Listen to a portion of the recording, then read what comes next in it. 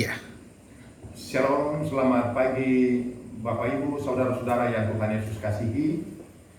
Pada saat pagi hari ini kita akan merenungkan firman Tuhan terkait dengan kondisi yang kita hadapi hari-hari ini, secara khusus dalam rangka melihat rencana Allah bagi hidup kita. Oleh karena itu, mari kita akan merenungkan firman Tuhan, dan firman Tuhan yang akan kita baca terambil dari Perjanjian Lama dan Perjanjian Baru. Ada dua ayat yang saya pilih untuk akan kita renungkan bersama-sama. Mari kita berdoa sebelum membaca dan merenungkan firman Tuhan. Bapa kami di sorga, Allah yang berkuasa, berdaulat atas hidup manusia, bahkan yang mengendalikan segala sesuatu. Kami datang kepadamu mengucap syukur karena Tuhan yang telah menciptakan langit, bumi, dan segala isinya, serta hidup kami sebagai manusia. Dan kami percaya tangan Tuhan tidak pernah melepaskan hidup kami, dan kami senantiasa ada dalam pemeliharaan Tuhan. Oleh karena itu, biarlah lewat firman-Mu saat ini, Tuhan bukakan pikiran kami, hati kami untuk melihat rencana Allah bagi hidup kami, baik secara pribadi, keluarga, maupun dalam kehidupan berjemaat, bahkan sebagai masyarakat di negeri ini, ya Tuhan. Terima kasih, berbicaralah ya Tuhan, karena kami siap menerima firman-Mu. Dalam nama Yesus kami berdoa, amin. Bapak Ibu Saudaraku yang Tuhan Yesus kasihi, firman Tuhan, Alkitab adalah dasar atau fondasi bagi kehidupan kita. Dan Alkitab yang kita miliki hari ini terdiri dari dua bagian, Perjanjian Lama dan Perjanjian Baru. Perjanjian Lama berisi tentang perjanjian Allah bagi umatnya, dan Perjanjian Baru berisi perjanjian Allah bagi umatnya yang sudah digenapi, sedang digenapi, dan akan digenapi. Saya memilih dua ayat firman Tuhan. Yang pertama dari Kejadian pasal 50 ayat yang ke-20, dan pembacaan yang kedua terambil dari Kisah Para Rasul pasal yang kedua ayat 23. Demikianlah firman Tuhan. Tetapi Yusuf berkata kepada mereka, saudara-saudaranya, "Jangan takut, sebab aku inikah pengganti Allah? Memang kamu telah mereka-rekakan yang jahat terhadap aku, tetapi Allah telah mereka-rekannya untuk kebaikan, dengan maksud melakukan seperti yang terjadi sekarang ini, yakni memelihara hidup suatu bangsa yang besar." Pembacaan yang kedua dari Kisah Para Rasul pasal 2 ayat 23. Demikian firman Tuhan. Dia atau Kristus yang diserahkan Allah menurut maksud dan rencananya telah kamu salibkan dan kamu bunuh oleh tangan bangsa-bangsa durhaka. Bapak Ibu Saudaraku yang Tuhan Yesus kasihi, dua ayat yang saya pilih untuk menjadi dasar perenungan firman Tuhan kali ini. Kalau kita simak, maka kedua ayat ini menjadi dua hal yang mengkaitkan antara pekerjaan Tuhan dan bagaimana manusia meresponsi pekerjaan Tuhan. Secara khusus di dalam Keluaran pasal 50 ayatnya yang ke-20, seringkali prinsip dari ayat ini kita jumpai di dalam Roma pasal 8 ayat 28, yaitu Allah turut bekerja dalam segala hal untuk mendatangkan kebaikan bagi mereka yang mengasihi Dia. Bapak Ibu Saudaraku yang Tuhan Yesus kasihi, tema yang saya pilih untuk kita dalam renungan ini adalah kedaulatan Allah dalam hidup manusia. Kedaulatan Allah dalam hidup manusia. Bapak Ibu Saudaraku yang Tuhan Yesus kasihi, kalimat yang kita baca dari Kejadian pasal yang ke-50 ayatnya yang ke-20 adalah kalimat yang diucapkan oleh Yusuf kepada saudara-saudaranya pada waktu mereka datang ke Mesir, dan ketika mereka bersama-sama dengan dia, dan kita tahu ceritanya, dan ketika mereka tahu bahwa mereka telah melakukan suatu kesalahan, mereka sangat ketakutan. Tetapi Yusuf menyampaikan satu kalimat yang sungguh luar biasa. Yusuf berkata begini, "Memang kamu telah mereka-reka yang jahat terhadap aku, tetapi Allah telah mereka-rekanya untuk kebaikan, dengan maksud melakukan seperti yang terjadi sekarang ini, yaitu memelihara suatu bangsa yang besar." Bapak Ibu yang Tuhan Yesus kasihi, kita coba melihat kembali perjalanan hidup dari Yusuf. Kita tahu bahwa Yusuf ketika itu menjadi seorang yang memiliki jabatan yang sangat penting di Mesir. Dan kalau kita melihat perjalanan ke belakang, kita tahu bahwa Yusuf adalah salah satu dari anak Yakub yang terdiri dari 12 anak, dan dia adalah anak yang bungsu. Dan karena mimpinya menyebabkan saudara-saudaranya marah kepada dia, termasuk ayah dan ibunya. Mereka sangat iri hati, mereka marah. Mereka akhirnya merencanakan untuk membunuh dia. Dan pada suatu hari ketika Yusuf dalam suatu perjalanan untuk mengunjungi saudara-saudaranya, mereka menangkap dia, lalu membuang dia ke dalam sumur. Tetapi atas usul daripada salah seorang dari saudaranya, maka Yusuf diangkat keluar dari sumur itu, lalu dijual ke Mesir. Dan kita tahu sampai di Mesir, Yusuf dijual lagi oleh saudagar itu kepada salah seorang pegawai istana, yaitu Potifar. Dan kita tahu bahwa di rumah Potifar, dia begitu setia bekerja, tetapi akhirnya dia dikhianati, dan akhirnya ia masuk ke penjara tanpa proses pengadilan yang jelas.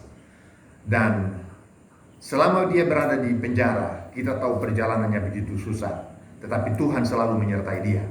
Di penjara dia mengartikan mimpi dari dua orang, yaitu pemimpin di istana, yaitu yang menyediakan anggur, dan juga pengantar roti. Dan setelah keduanya dibebaskan, akhirnya mereka melupakan dia. Dan dalam perjalanan yang begitu panjang, yang sangat menyedihkan itu, pada akhirnya Tuhan mengangkat Yusuf menjadi seorang yang sangat penting di Mesir pada waktu itu. Dan dalam perjalanan yang berliku-liku ini, saya bisa mengatakan bahwa perjalanan yang penuh dengan penderitaan ini seharusnya menjadi alasan untuk Yusuf sebagai manusia bisa membalas kepada saudara-saudaranya apa yang pernah mereka lakukan terhadap dia. Tetapi kenapa Yusuf berani mengucapkan kalimat ini? Bapak Ibu, saudaraku yang Tuhan Yesus kasihi, ungkapan Yusuf ini adalah suatu ungkapan yang keluar dari hati yang melihat Allah secara utuh. Saya ingin menjelaskan seperti ini, bahwa Allah adalah Allah yang berdaulat atas hidup kita, dan Allah berhak untuk mengerjakan sesuatu apapun untuk hidup kita, baik hal yang menyenangkan maupun yang tidak menyenangkan. Dan semua perjalanan hidup setiap manusia itu Tuhan pakai segala sesuatu untuk mendatangkan kebaikan. Itulah yang muncul di dalam Roma 8 ayat 28. Nanti kita sementara akan melihat ayat itu. Tapi di sini kita melihat dan menemukan bahwa ternyata Yusuf adalah seorang yang memiliki iman yang sungguh-sungguh kepada Allah yang sejati, Allah yang benar. Jadi Bapak Ibu Saudara sekalian, Allah yang benar adalah Allah yang melakukan segala sesuatu berdasarkan sifatnya, yaitu Allah yang maha kudus, maha adil, maha kasih, maha hadir. Semua sifat Allah yang menunjukkan kepribadiannya itu akan nampak di dalam setiap tindakannya bagi kita. Nah, Bapak Ibu Saudaraku yang Tuhan Yesus kasihi, di sini saya menggarisbawahi secara khusus ada satu kata. Alkitab berkata bahwa Allah mereka-reka yang jahat untuk kebaikan. Jadi kita memang melihat di sini bahwa saudara-saudara Yusuf itu melakukan suatu tindakan atas dasar niat hati mereka yang jahat, tetapi Allah mereka-rekanya. Kata mereka-reka di situ bukan berarti Allah memakainya. Alkitab tidak mengatakan Allah memakainya, tetapi Allah melaluinya menggenapkan rencananya bagi Yusuf. Bapak Ibu Saudaraku yang Tuhan Yesus kasihi, itulah sebabnya kita tahu bahwa ketika Yusuf menjadi seorang yang sangat penting di Israel di Mesir pada waktu itu, ia sungguh-sungguh bersyukur dan tidak membalas kejahatan dengan kejahatan, tetapi dia membalas dengan kebaikan. Oleh karena dia tahu bahwa Allah lah yang memegang kendali. Ada satu ayat yang terkenal di dalam Kejadian pasal yang ke-45, ketika Yusuf memperkenalkan dirinya kepada saudara-saudaranya, mereka begitu ketakutan dan mereka menyangka bahwa ia akan membalas kejahatan yang mereka telah buat kepadanya. Tetapi pada waktu itu dia menjawab seperti ini, bahwa ketika mereka ketakutan, Yusuf memberikan penghiburan kepada mereka bahwa bukan kamu yang menyuruh aku ke Mesir, tetapi Tuhanlah yang menyuruh aku mendahului kamu ke Mesir. Jadi Bapak Ibu Saudaraku yang Tuhan Yesus kasihi, ternyata Yusuf melihat bahwa tangan Tuhanlah yang menuntun dia melalui berbagai pergumulan hidup yang dia hadapi pada waktu itu. Bapak Ibu Saudaraku yang Tuhan Yesus kasihi, bagian yang kedua yang kita akan lihat adalah dalam Kisah Para Rasul pasal yang ke-2 ayat 23. Ini ayat ini berkaitan dengan Paskah atau berkaitan dengan kematian Kristus di kayu salib. Saya bacakan untuk kita. Kisah Para Rasul pasal 2 ayat yang ke-23. Dia yang diserahkan Allah menurut maksud dan rencananya telah kamu salibkan dan kamu bunuh oleh tangan bangsa-bangsa durhaka. Bapak Ibu Saudaraku yang Tuhan Yesus kasihi, baru saja kita merayakan Jumat Agung dan Paskah dalam kesederhanaan.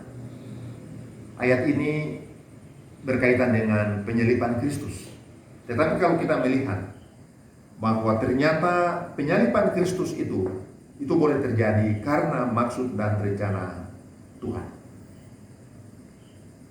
Ini adalah khotbah dari Petrus pada waktu hari Pentakosta. Di dalam khotbah Petrus, dia menyampaikan satu kalimat yang dipimpin oleh Roh Kudus, bahwa Petrus mengatakan, dia Kristus yang kamu salibkan itu adalah rencana Allah, yaitu dia diserahkan Allah menurut maksud dan rencananya yang telah kamu salibkan dan kamu bunuh oleh tangan bangsa-bangsa durhaka. Dalam hal ini Bapak Ibu Saudaraku yang Tuhan Yesus kasihi, kita tahu bahwa penyaliban Kristus, Paskah, Jumat Agung, penyaliban Kristus dan Paskah kebangkitan Kristus, itu pun bukan suatu peristiwa yang terjadi kebetulan, tetapi ada di dalam rencana Allah. Dan kita semua tahu bahwa Petrus awalnya ketika dia belum mengerti rencana Tuhan, dalam Matius dicatat ketika Tuhan Yesus memberitahukan kepada murid-muridnya bahwa nanti kita ke Yerusalem dan anak manusia akan ditangkap dan akan dianiaya, difitnah, dan di situ Petrus dia merasa bahwa itu suatu musibah yang tidak menyenangkan dan dia berusaha untuk menolong Tuhan dan dia katakan, Tuhan Yesus tidak boleh ke Yerusalem, kalau bisa hal itu jangan terjadi pada Tuhan. Tapi Tuhan Yesus melihat kepada Petrus dan dia berkata, enyahlah iblis, engkau bukan memikirkan apa yang dipikirkan Allah, tetapi dipikirkan oleh manusia. Tidak sampai di situ saja saudaraku. Pada waktu kita tahu Yesus ada di Taman Getsemani pun, Petrus berusaha untuk mencegah Yesus disalibkan. Ini Petrus mewakili kita semua manusia yang pikiran kita terbatas. Kadang-kadang kita berusaha mencegah Allah untuk mengizinkan sesuatu terjadi dalam hidup kita, secara khusus hal-hal yang berkaitan dengan penderitaan. Tetapi ketika Yesus ditangkap di Taman Getsemani dan Petrus begitu berusaha untuk mengambil pedang lalu memotong telinga seorang imam besar yang bernama Malkus, lalu bukan Yesus memuji perbuatannya. Yesus tidak bilang, oh bagus, Petrus, terima kasih engkau sudah membela saya. Tidak. Tuhan Yesus bilang, Petrus, kembalikan pedang ke dalam sarungnya. Sebab kalau aku, Tuhan Yesus berkata bahwa, apakah engkau menyangka bahwa aku tidak memanggil kepada Bapa di surga untuk mengirimkan lebih dari 12 pasukan malaikat untuk membela aku? Tapi inilah yang harus terjadi, karena demikianlah yang dikehendaki oleh Tuhan. Di sini kita melihat Petrus akhirnya memahami bahwa ternyata rencana Tuhan yang begitu ajaib itu begitu sulit untuk dipahami oleh rasio manusia, di mana Allah menyerahkan anaknya untuk digantung di kayu salib, dan kematiannya di kayu salib itulah yang memungkinkan kita, saudara dan saya, boleh diselamatkan. Ini dua ayat yang saya mencoba memilihnya untuk menjadi dasar untuk kita memikirkan tema tadi, yaitu kedaulatan Allah atas hidup manusia. Bapak Ibu Saudaraku, kita melihat dalam aplikasinya secara khusus dalam apa yang kita hadapi hari-hari ini. Secara khusus sebagai gereja, sebagai umat yang ada hidup di negeri ini tapi juga di seluruh dunia, kita menghadapi satu bahaya besar, yaitu virus COVID-19 atau suatu virus yang mematikan. Bapak Ibu, banyak pandangan, banyak pemahaman mulai diuji. Ada sebagian orang Kristen berpikir bahwa ini adalah sesuatu yang mungkin datang dari iblis, atau ada juga yang berpikir bahwa mungkin ini adalah sesuatu yang Tuhan izinkan terjadi atas hidup kita. Saya tidak tahu Bapak Ibu jemaat sedang ada pada posisi yang mana. Apakah termasuk kelompok orang yang berpikir bahwa ini datang dari iblis atau ada kuasa lain? Mungkin. Tetapi juga ada yang berkata ini pasti Tuhan izinkan terjadi dalam hidup kita. Bapak Ibu Saudara, saya ingin mengatakan di dalam firman Tuhan ini bahwa dari kedua ayat yang tadi, Kejadian pasal yang ke-20, 50 ayat 20, dan Kisah Para Rasul pasal 2 ayat 23 secara khusus berkaitan dengan penyaliban Kristus. Saya ingin mengatakan suatu kebenaran yang tidak pernah berubah dari seluruh Alkitab adalah bahwa Allah turut bekerja dalam segala hal untuk mendatangkan kebaikan bagi mereka yang mengasihi Dia. Terkait dengan pergumulan yang kita hadapi ini, penyakit yang berbahaya yang menyebabkan kita semua ada di rumah, tidak bisa mengerjakan hal-hal yang lain di luar rumah. Saya sangat percaya bahwa Allah turut bekerja untuk mendatangkan kebaikan. Allah pegang kendali. Allah tidak pernah kewalahan untuk mengurus dunia ini, tetapi pasti Tuhan turut bekerja. Sebagaimana Dia turut bekerja dalam hidup Yusuf untuk mendatangkan kebaikan, tapi juga bagaimana Tuhan turut bekerja di balik penyaliban Kristus anaknya di kayu salib untuk mendatangkan kebaikan bagi kita.